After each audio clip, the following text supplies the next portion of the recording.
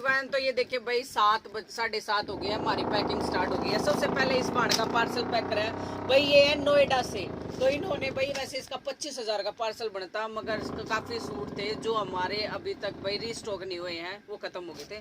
तो 16,000 की शॉपिंग पेपे ने करी है, और ये मिले हैं इनको गिफ्ट में। ठीक है जी, ये 3 सूट इन्होंने गिफ्ट में मिले हैं। और एक बात और बता दूं, पार्सल जाएगा जी पोर्टर से। कोई बेबे आस पास की है, अगर इतना 20 से 25 10 से प्लस का सामान अगर मंगाती है तो आप पोर्टर से मंगा सकते हो, हम पोर्टर से भी भेज देंगे, चार्ज आपका होगा। ठीक है जी। तो अब पैकिंग स्टार्ट हो रही है। बेबे का नाम है शर्मा, नाम था, आईडी सेव है मेरे पास, वैसे मेरे को याद नहीं। भाई शोर ज्यादा हो रहा है, पर इन्हें काम चल रहा है, तो इसलिए ना मैंने बहुत कोशिश करी वो रुक जावे फिर मैं वीडियो बनाऊंगी, मगर ऐसा हो नहीं पाया। तो जी आज पार्सल पे का लिगड़ जाएगा। तो नमस्कार।